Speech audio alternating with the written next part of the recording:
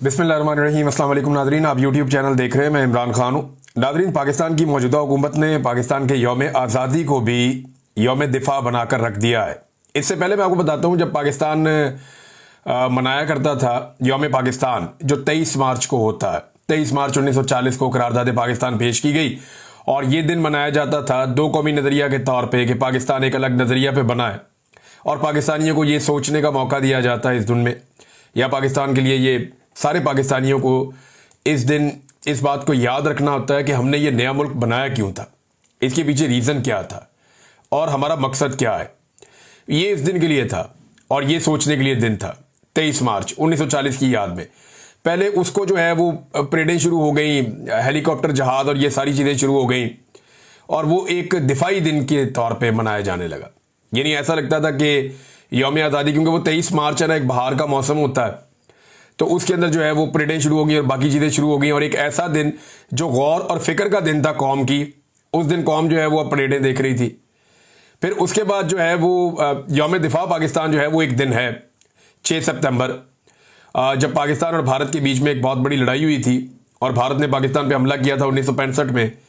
तो पाकिस्तान ने भारत को जवाब दिया था और वो एक ऐसी लड़ाई है जिसमें पाकिस्तान ने एक बड़ी मुश्किल जंग भारत से लड़ी थी और पाकिस्तान को इसमें इस बात पे कामयाबी हासिल हुई थी कि भारत कामयाब नहीं हो सका था, क्योंकि पाकिस्तान की तरफ से अटैक नहीं किया गया था, तो हमने तो कोई इलाके लेने नहीं थे, लेकिन भारत ने लाहौर पे कब्जा करना था, सियालकोट पे कब्जा करना था और बहुत सारे इलाकों पे भारत वो करने में नाकाम रहा और पाकिस्तान ने अपना दिफा किया। तो यौम दिफा तो वो है।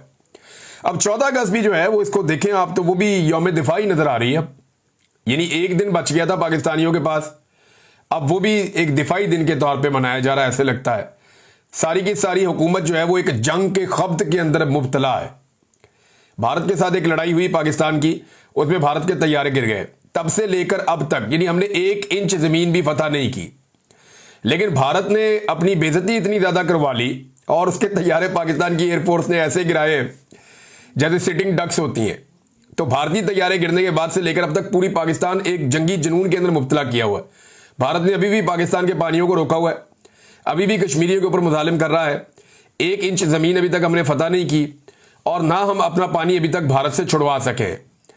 लेकिन इसको एक अपॉर्चुनिटी के तौर पे लिया पाकिस्तान की मौजूदा रिजीम ने और 14 अगस्त के ऊपर जो सारे वो बांटे गए एजाजात, वो भी इसी तरह बांटे गए जैसे कि बंदरबांट हो रही है।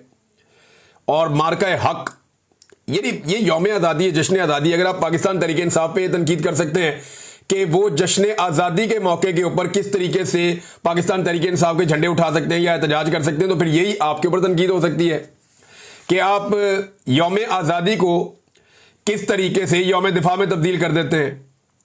जितने लोगों को एहतजाज दिए गए उन्हें इस अंदाज में दिए गए कि जैसे ये सारे के सारे एहतजाज जो है वो लड़ाई लड़ने पर दिए जा रहे हैं और इसी एक लड़ाई के चंद दिनों को मद्देनजर रख के दिए गए हैं। नाज़रीन, जितने अखबारात में इश्तिहारात छपे हैं ना, या सड़कों के ऊपर हमने बड़े बड़े पोस्टर्स देखे हैं, उनमें कायदे आज़म अल्लामा इकबाल, फातिमा जनाब, लियाकत अली खान, ये सारे मिसिंग हैं। जिन लोगों ने पाकिस्तान बनाया और पाकिस्तान बनाने के लिए कोशिश की, वो सारे किरदार मिसिंग हैं।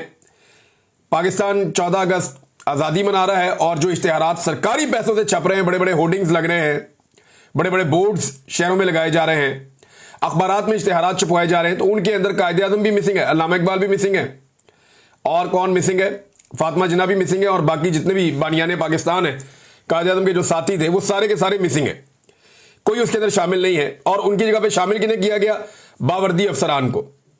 यानी यौम दिफा को पाकिस्तान के यूनिफॉर्म लोगों के लिए अखबारात में इश्तिहारात छपते थे, लेकिन वो जो निशाने हैदर थे, अब किसका छप रहा है? आर्मी चीफ का, एयर चीफ का, फिर कोई डीजीआई ऐसे ही कहीं पे लगा देते हैं, कोई कहीं पे जो है वो लगा देते हैं नेवल चीफ का और chief of the joint staff का।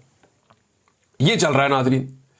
यानी अखबारात के अंदर से पाकिस्तान बनाने वालों को निकालकर पाकिस्तान की मिलिट्री एस्टेब्लिशमेंट की जो क़यादत है उनके फोटो लगा दिए गए और दूसरी तरफ मौजूदा दौर के सियासतदानों को, जिनको अवाम ने रद्द किया हुआ है, जिनकी लोग शक्ल नहीं देखना चाहते, उनकी शक्लें भी लगा दी गई है।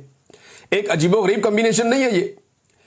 आपने कभी एक चीज पे गौर किया है कि सियासतदानों के पास बहुत सारे ऐसे चेहरे हैं जिनकी शक्लें वो लगा सकते हैं? मिसाल के तौर पे सियासतदान चाहें तो कायद आज़म की फोटो लगा सकते हैं, वकला चाहें तो आसमा जहांगीर की फोटो लगा सकते हैं और बहुत सारे वकला उनकी लगा सकते हैं।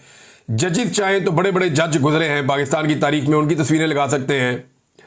और इसी तरह अगर ये जर्नल चाहें तो किसकी तस्वीरें लगाएंगे? अगर जर्नैल चाहे तो कोई रिटायर्ड जर्नैल ऐसा है जिसकी फोटो लगा दे निकाल के अखबार के अंदर, जनाब ये बड़ा काबिल फख्र है। मुशर्रफ की फोटो लगा सकता है कोई? ज़िया-उल हक की फोटो लगा सकता है कोई याया खान की फोटो लगा सकता है? कोई अयूब खान की फोटो लगा सकता है? नहीं लगा सकता। सिर्फ हाजिर ड्यूटी फौजी की ड्यूटी करती है ये कौम और ये निज़ाम। सिर्फ हाजिर ड्यूटी ऑफिसर की ड्यूटी करता है ये निज़ाम, और किसी की नहीं करता। आज जिन लोगों की फोटोज लगी हुई है ना, जिस दिन ये लोग रिटायर हो गए, देखें कल तक जनरल बाजवा का तोती बोलता था इस मुल्क में, आज किसी एक अखबार में एक छोटा सा फोटो भी उसका नहीं है, क्लिप भी उसका नहीं है।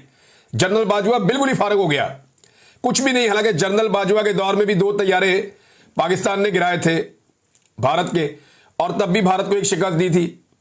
अब ज्यादा तैयारे गिरा दिए, लेकिन जनरल बाजवा सिरे से गायब है। और अदवार में भी पाकिस्तान ने बड़े कारनामे किए थे।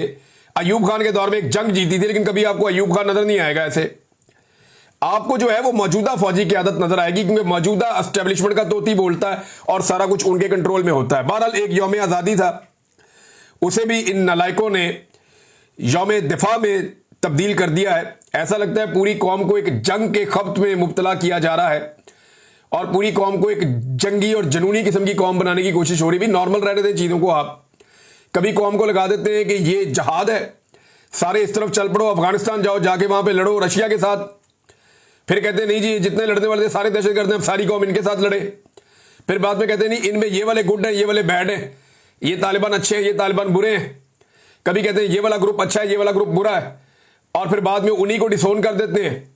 एक वक्त था कि ऐसी तंजीमें जो कश्मीर में जाकर जहाद करती थी उन्हें सपोर्ट किया जाता था, आज उन्हें नजरबंद किया जाता है। मेरी समझ से बाहर है। पाकिस्तान की जो मिलिट्री एस्टेब्लिशमेंट है वो रियासत के ऊपर एक अजीबोगरीब पॉलिसी हर वक्त मुसल्लत करके रखती है, और आज एक जंगी खप्त में मुब्तला कर रहे हैं ना। थोड़े अरसे के बाद आप देखिएगा ये सारे कहेंगे कि हमें माशी फ्रंट पे लड़ना है, हमें हथियारों की लड़ाई नहीं लड़नी, हमें हथियारों की बजाय औजार पकड़ने हैं। थोड़ा अरसा बाद आप इनकी ये वाली बातें भी सुनेंगे, जब इन्हें पता चलेगा कि इकॉनमी के अंदर बेड़ा गर्क हो गया है। हालात इनके ये हैं कि जब इकॉनमी पाकिस्तान की तबाह हो रही है, पाकिस्तान की आधी आबादी गुर्बत की लकीर से नीचे चली गई है, लगभग आधी आबादी। बिजली, गैस, पेट्रोल और दवाइयां आवाम की कुव्वत खरीद से बाहर कर दी है इन्होंने। कई गुना कीमत बढ़ गई है चीजों की। गंदम और चीनी जैसे बड़े बड़े स्कैंडल्स सामने सर उठा के खड़े हुए हैं। क्रिकेट से लेकर अमनो अमान तक हर चीज तनजली का शिकार है।